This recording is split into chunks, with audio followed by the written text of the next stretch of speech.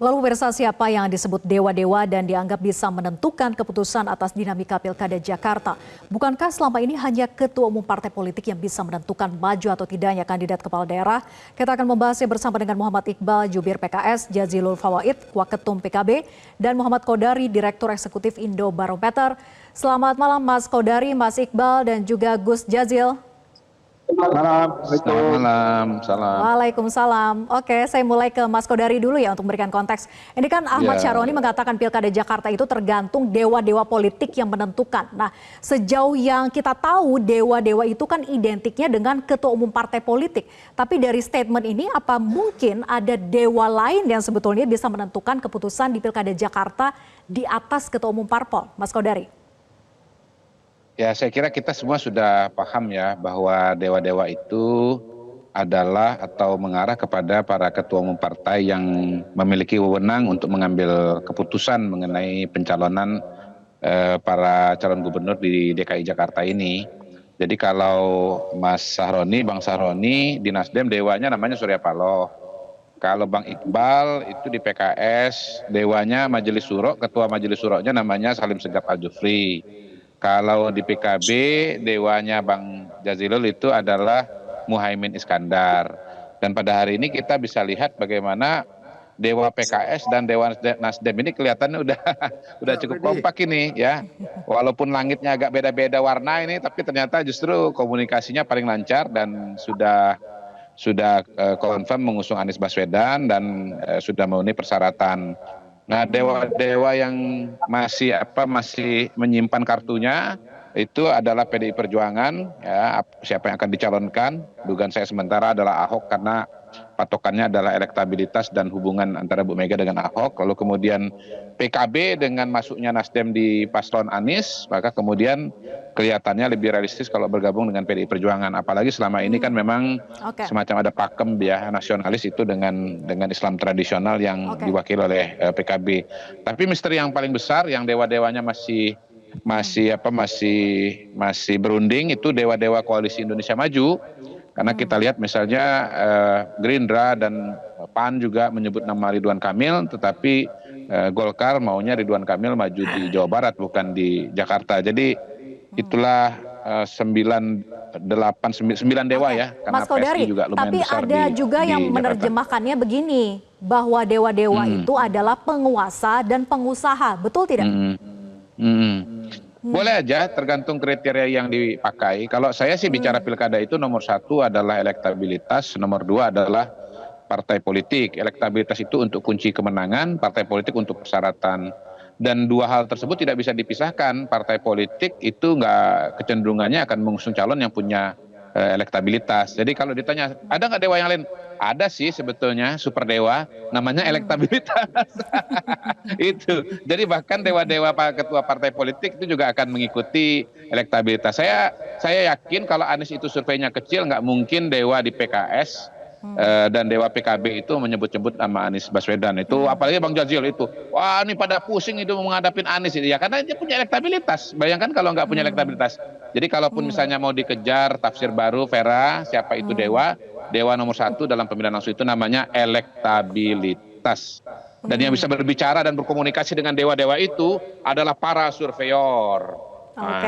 Nah, caranya begini. Jadi yang super dewanya elektabilitas, kalau maha dewanya betul tidak kalau itu adalah elit partai dari partai yang akan berkuasa di 5 tahun yang akan datang, Mas Kodari? Mungkin dalam konteks ini dan kita belajar dari Pilpres, pengaruh dari super dewa itu ya. Kalau kalau dulu saya baca pewayangan itu ada macam-macam dewa, ada dewanya dewa atau ketua dewa itu namanya Betara Guru ya. Nah, Betara Guru ini punya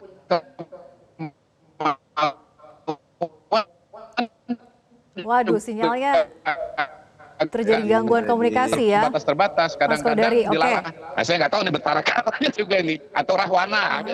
Ada Betara Guru itu di koalisi Indonesia Maju. Betara Gurunya namanya Pak Prabowo Subianto. Tetapi kan seperti saya bilang tadi, mungkin ruang lingkupnya ini kalau bicara pencalonan ini masih agak-agak terbatas ini ya. Kalau pemerintahan. Tetapi kalau bicara pencalonan pilkada kelihatannya agak-agak terbatas juga. Jangankan keluar, di dalam sendiri juga kan ini dengan Pak Erlangga Hartarto juga masih berdiskusi mengenai siapa yang akan dimajukan di Jakarta. Jadi demikian pelajaran dari dunia pewayangan dan dewa-dewa. Oke, oke, saya ke Mas Iqbal. Mas Iqbal, jadi apakah memang ada dewa lain yang bisa menentukan keputusan partai politik di atas ketua umum parpol, bahkan majelis syuro kalau di PKS ya? Mas Iqbal? Ya, saya kira memang ini kan bahasa-bahasa satiran. Memang di dalam politik, dari Bang Saroni mungkin dia sedang habis nonton film wayang-wayang gitu. Ya, analoginya dewa-dewa. Kalau kita sebenarnya bukan dewa lah, artinya para piada lah, para pimpinan, pilkada dan tim khusus untuk menilai. Lagi-lagi Jakarta ini sangat teknis. Saya yakin apa? Dan kami meyakini ibu kota juga nggak akan pindah cepat-cepat. Ya, kenapa? Karena tadi lagi-lagi ini kan soal apa namanya prestis, bagaimana Jakarta ini menjadi salah satu indikator bagaimana politik di Indonesia. Dan kami yang hari ini sebagai pemenang di Jakarta tentu saja bahwa sudah memutuskan, bahwa PKS sudah memutuskan bahwa pasangan yang akan kita usung namanya adalah Anies Rashid Baswedan dan Muhammad Ridho Iman, yang singkat aman. Jadi bagi kami ini tidak memerlukan keputusan dewa lagi, ini sudah final. Para kader sudah memasang billboard, baliho, bendera, dan mempromosikan Anies Baswedan. Tidak lagi menunggu keputusan dewa-dewa lain karena tidak ada dua partai. Demikian. Oke, tapi gini kan Mas Iqbal, duet Aman Anies Sohibul Iman ini belum aman-aman banget karena Anies pernah mengatakan begini, ingin menjadi pasangan yang bisa didukung semuanya dan terus membuka komunikasi dengan partai-partai politik termasuk kepada PKB. Nah, bagaimana kalau Anies tidak berkenan wakilnya Sohibul Iman karena dianggap belum bisa diterima semua pihak? Apakah PKS tetap akan mengusung Anies untuk bisa berlayar di Pilkada Jakarta walaupun wakilnya bukan Sohibul Iman dan bukan dari PKS? Mas Iqbal. Bagus itu, statementnya kan merangkul, bukan menolak. Ya, belum ada statement menolak. Justru ya, tapi kan belum ada statement juga untuk menerima atau sepakat. Banyaknya. Ya, jadi kecuali bahasanya menolak. Jadi makanya kami sudah optimis bahwa pasangan ini akan berlayar dan kami sudah mengumpulkan kader-kader, sudah mensosialisasikan, dan ini tentu saja menjadi salah satu momen penting bagi PKS sebagai partai di Jakarta. Jadi sampai saat ini tidak ada kata menolak, dan dalam istilah menikah itu kalau perempuan ya kalau dia baru setuju ya. Oke, saya ke Gus Jazil. Gus Jazil, jadi sejauh ini bagaimana sebetulnya komunikasi dengan Anies Baswedan? Apakah sudah ada membuka ruang dan mendiskusikan bahwa berdampingan dengan Sohibul Iman ini bisa diterima oleh PKB? Ya, sepanjang pengamatan kami, dialog kami dengan Pak Anies, tentu semuanya serba terbuka. Tapi hari ini kan belum ada koalisi yang paten. Baru bicara sendiri-sendiri. Nah, kalau dihubungkan dengan dewa-dewa tadi, tentu dewa tertingginya ya Allah Subhanahu wa Ta'ala yang menciptakan elektoral dan momentum itu. Cuman kalau dewa survei, dewa pengamat, saya pikir Pak Kodari masuk itu di dewa itu. Yang sampai hari ini pun, dan tadi saya dengar mengakui bahwa memang di DKI ini, Pak Anies lah yang elektoralnya paling tinggi. Nah, kalau kita menggunakan pendekatan rasional, pendekatan elektoral, maka partai-partai yang ada akan menjatuhkan pilihannya kepada Pak Anies. Tapi tidak semua partai itu juga menggunakan pendekatan rasional, ada pendekatan sentimental, ada juga pendekatan yang lain. Oleh sebab itu, bagi PKB, karena PKB menghargai DPW PKB DKI yang hari ini mengantarkan 2 kursi ke DPR RI, dan menaikkan suara dari 5 menjadi 10 kursi di DPRD, maka DPW DKI diberikan kesempatan untuk menyerap aspirasi sebesar-besarnya. Dan ketemulah nama Pak Anies Baswedan. Tidak ada yang lain. Jadi nawaitunya sampai saat ini PKB masih ingin Anies begitu ya?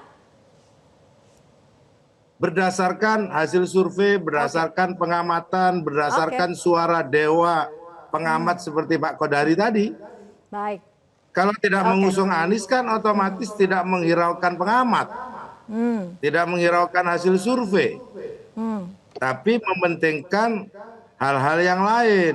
Oke. Nah, oleh sebab Nanti saya ingin itu tanyakan ke Mas PKB Kodari. tetap Ini akan kan menunggu. sebetulnya ya belum pasti berlayar begitu ya. Masih banyak sekali peluangnya ataupun juga dinamikanya yang mungkin terjadi nanti.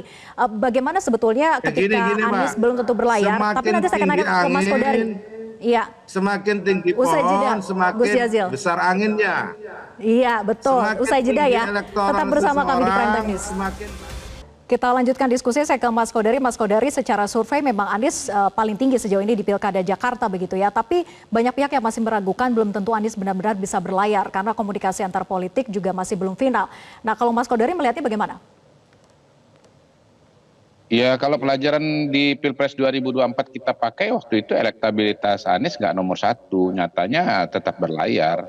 Apalagi kalau nomor satu seperti ini ya saya yakin sih pasti berlayar. Apalagi kembali ya bahwa sudah deklarasi secara resmi PKS dengan Nasdem. Dan PKB sampai hari ini ya Mas Jazilul masih memuji-muji Pak Anies gitu. Jadi belum berpindah ke lain hati kalau saya lihat sih. Jadi bukan mustahil sebetulnya koalisi Nasdem dengan PKS dengan PKB itu akan terulang kembali dalam Pilkada Jakarta ini. Dan pada hari ini yang sudah relatif pasti itu ya hemat saya ya cuman Pak Anies saja.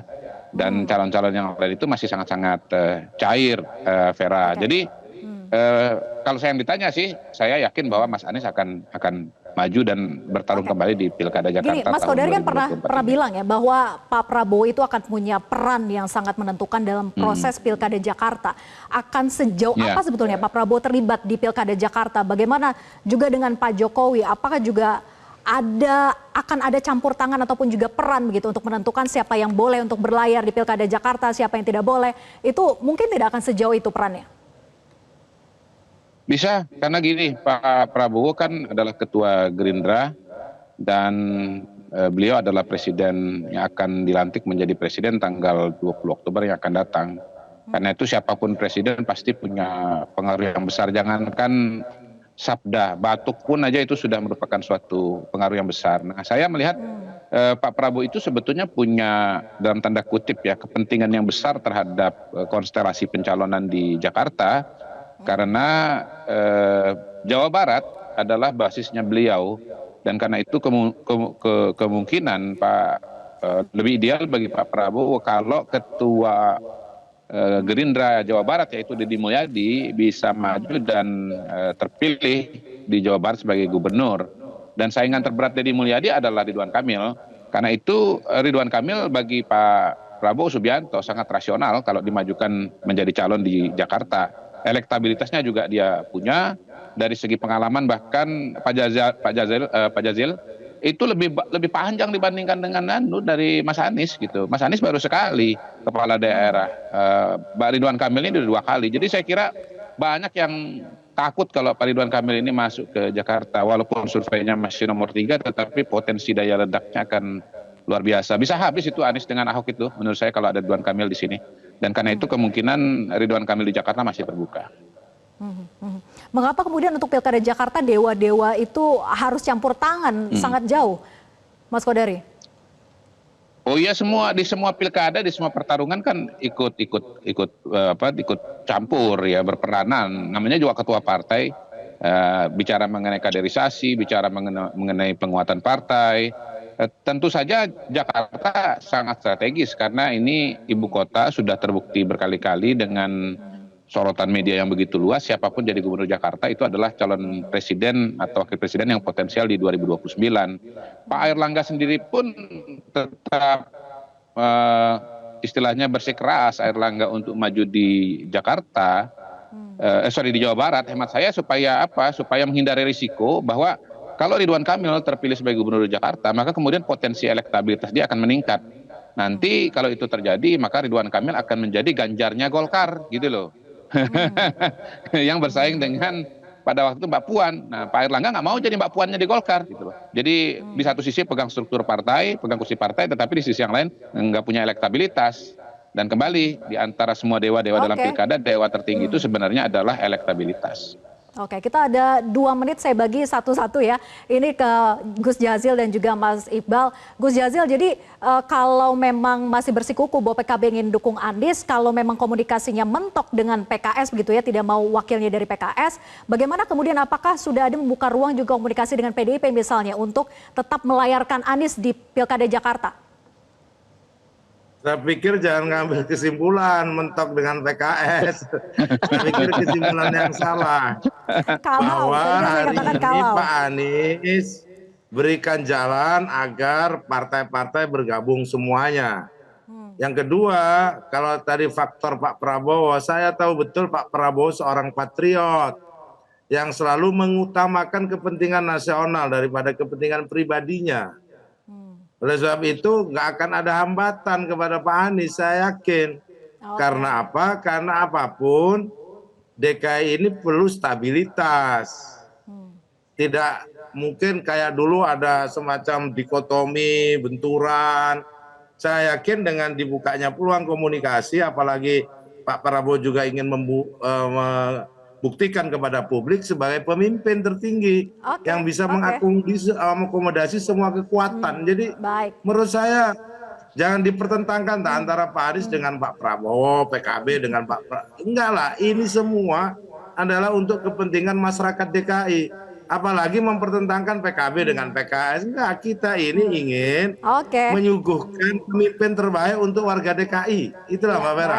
Gantian ya Mas Iqbal. Jadi seberapa serius ingin mengajak PKB untuk juga berlayar bersama untuk mengusung Anies bersama dengan Partai Nasdem?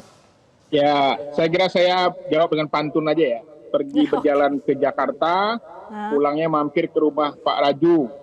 Insya Allah Anies akan berlayar di Jakarta, insya Allah PKB pasti setuju. Nah, insya Allah PKB bakal setuju katanya itu Gus Jazil. Ya sudah, kita tunggu ya bagaimana dinamika ke depannya, apakah benar-benar akan berlayar bersama, kita nantikan. Terima kasih Mas Kodari, kemudian juga Gus Jazil dan Mas Iqbal, selamat malam.